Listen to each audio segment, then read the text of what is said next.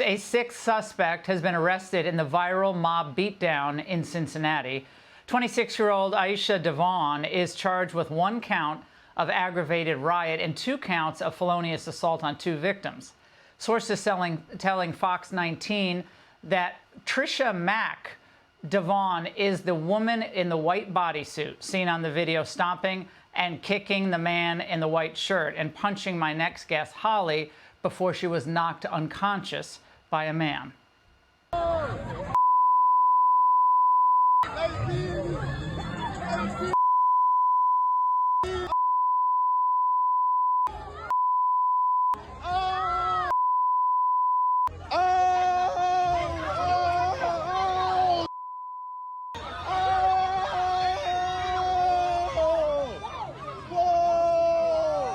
Tricia Mackey is the Fox 19 reporter there, and Devon strutted into court today for her first appearance, and it almost looked as if she was trying to hide a smile.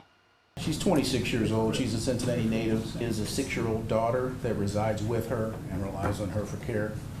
Asking the court to set it. She says that she has a severe concussion and bruising all over her body, and sometimes her pain level remains at 9. Holly joins me tonight in a TV exclusive from an undisclosed location.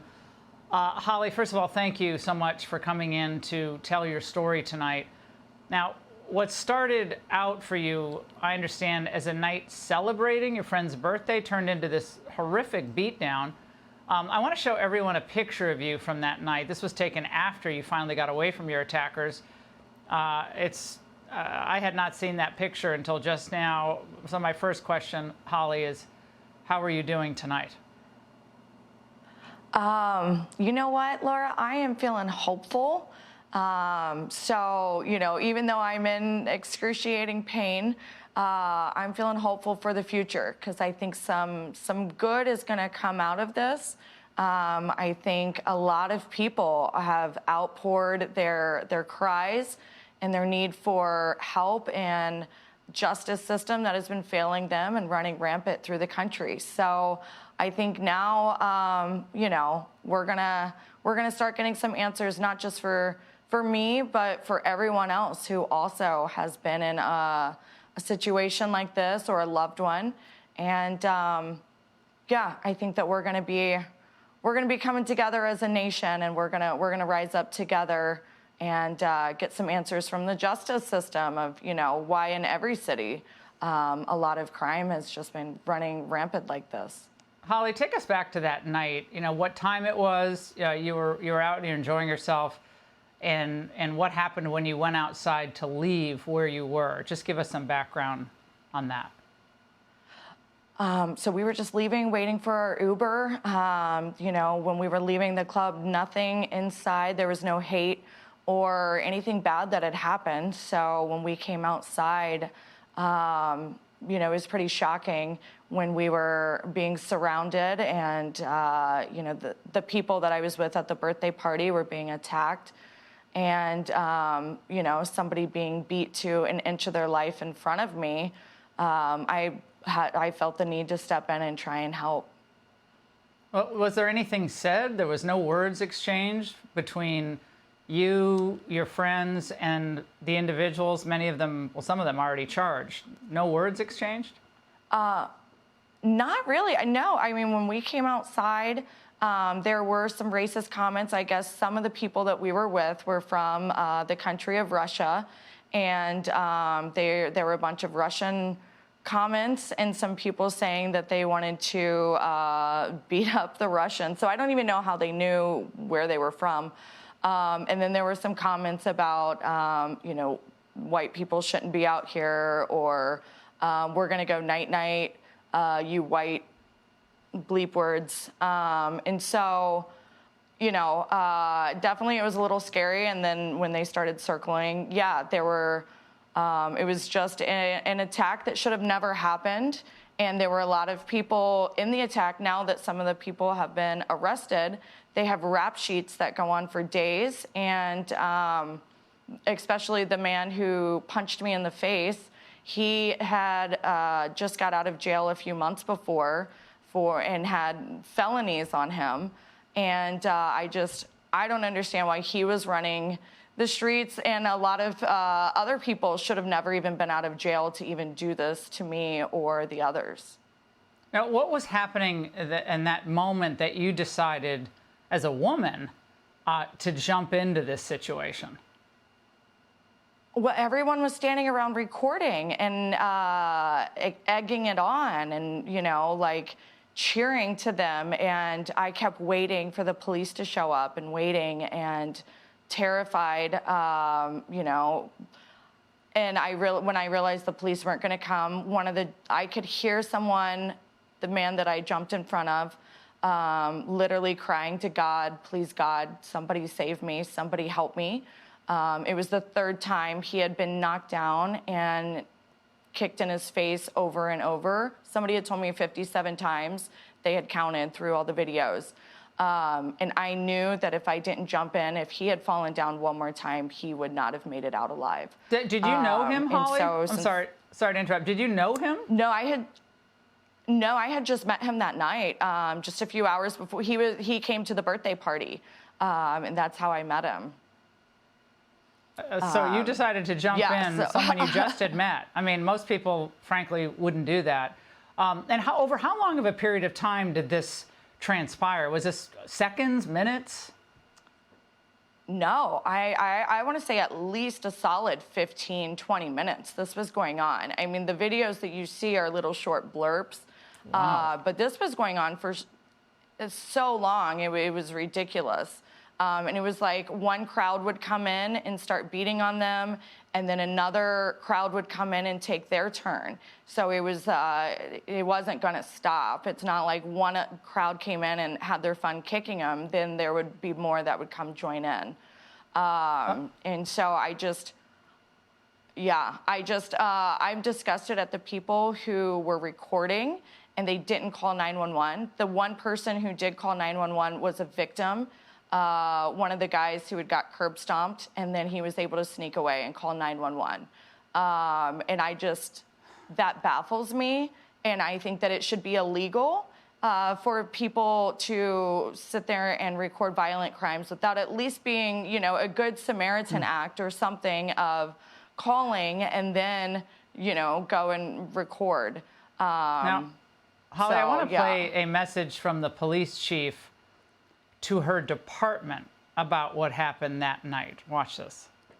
You made this weekend, outside of this one incident, an amazing success for this city. It is because of your hard work that we are able to have such large-scale events here in Cincinnati. She called this an incident, and there were a lot of activities going on, big events in Cincinnati and the surrounding area that weekend for sure, but did it feel like an incident to you and the other victims? It definitely didn't seem like an incident. It seemed like a beatdown attack. I look at it as attempted murder. I mean, there's no other way to describe it. So I think an incident is, it's insulting, to be honest. And I have yet to receive a phone call from her or the mayor just apologizing for what happened and for letting these thugs and criminals run the streets when they should have been in jail to begin with. The city councilwoman Victoria Parks, Holly, posted on Facebook that you and others, quote, begged for that beatdown. And then instead of apologizing for those comments, she made this comment. Watch. You know, I am a grown woman. That night when I wrote on the internet, I meant it. That's the way I felt, and I'm not going to back down from it. She's not going to back down. Holly, given how you're feeling, given your injuries, what's your message to Ms. Parks tonight?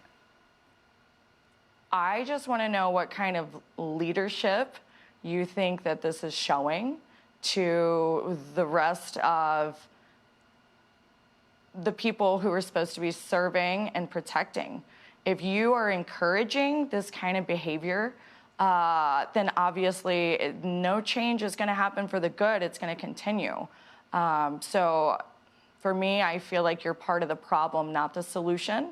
And I really wish that there were people in a position of power like yours that we're part of the solution, not the problem.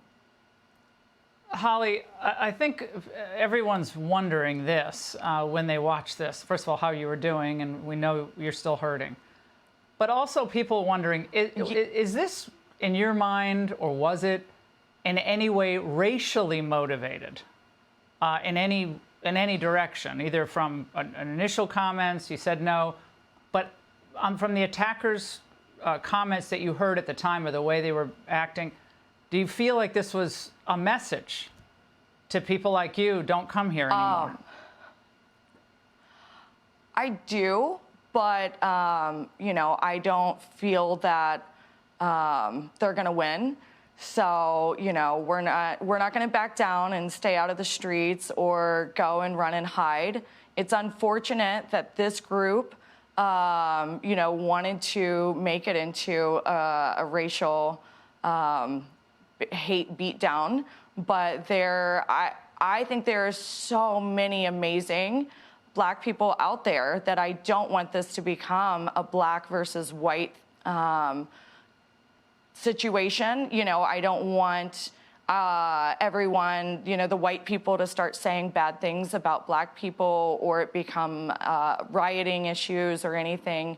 You know, it's unfortunate that these people made it into hate, but, you know, I don't want retaliation where there's white versus Black going on out there. No, no, of course not. I know you're a single mom, 3 kids. I hope none of them have seen that video, but, you know, kids can find videos if they have phones. But what is their reaction to what they've seen, and how has this changed your family? Oh, it is traumatizing. I know my 5-year-old can't stop crying. Every time she would look at me, she'd give me hugs and kisses and say, "Mommy, I have to kiss your face because every time I look at it, it makes me sad." You know, my oldest daughter told me last night, she said she thinks she needs therapy because she's not okay. She's very traumatized because she did unfortunately see the video. Somebody sent it to her, and before I had a chance to warn her, there might be a video out there. You know, and my kids they're not okay, just like I'm not okay, you know, mentally with this, the PTSD. And that's why I realize this doesn't just affect the victims, it affects their families too. So that's why I'm just so passionate that this needs to stop, just everywhere. So, you know, I agree with you, Holly. All no the more videoing, people have to go through this.